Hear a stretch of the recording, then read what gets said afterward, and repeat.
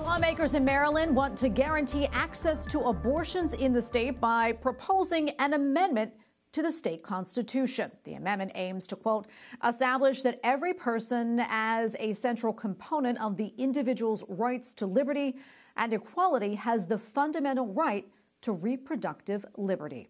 And joining me now to discuss is Kathy Kelly, Director of Democrats for Life of Maryland. Kelly, welcome. Great to see you. Talk to us more about this proposed amendment to Maryland's Constitution. So this amendment, HB 1171, would cause a ballot initiative to happen in November. And if it passed, it would enshrine abortion in the Maryland Constitution as a fundamental right.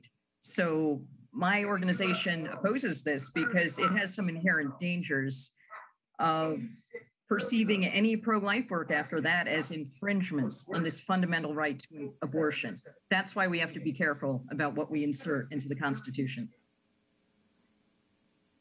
Yeah, and I know, going forward, it needs approval from the voters in November. How do you see that playing out? Well, it could pass because, as you know, there's very little room on a ballot to fully explain all the implications of a potentially bad law. For example, it would not warn voters that this could prevent or preclude Maryland passing a law asking for abortion pill reversal disclosure information be provided to women. It won't be able to tell them that this could be used potentially against sidewalk counselors or crisis pregnancy centers if they're seen as inhibiting this fundamental right to abortion. So those kinds of caveats will not be written in there. And I understand that your own niece is actually a delegate in Maryland State House, and she sponsored the Abortion Care Access Act. What more can you tell us about that? And how have you maybe and your organization kind of pushed back, so to speak, on it?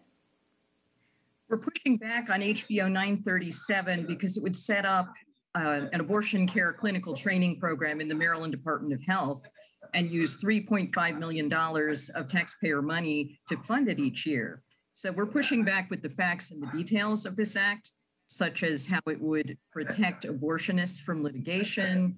It would prevent release of names of administrators who participate in the program, which could hinder public information requests about things like injuries or program deficiencies. So again, in this age of facts and science, we're just pushing back with the facts. Yeah, Kathy, I'm curious. You mentioned that $3.5 million annually. That's a lot of money. What would that money be used for? It would be used to train abortion providers who would not necessarily be physicians. It would be used to expand and increase the scope of abortion in the state of Maryland. And simultaneously, the Maryland Department of Health has guidelines that prohibit provision of grants to crisis pregnancy centers. So what we're seeing with this act is a total lack of balance. There should be some resources put into life-affirming resources for women with crisis pregnancies. And Kathy, we're running out of time, but quickly, what would be your final message? What else do you want people to know about? Well, that Maryland is out of whack in terms of abortion.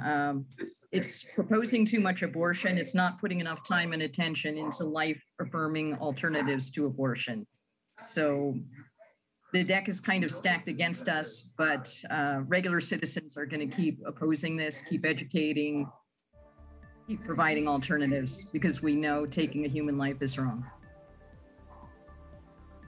Well, Kathy, thank you so much for your time today and speaking with us about this. We really appreciate it. Thank you very much.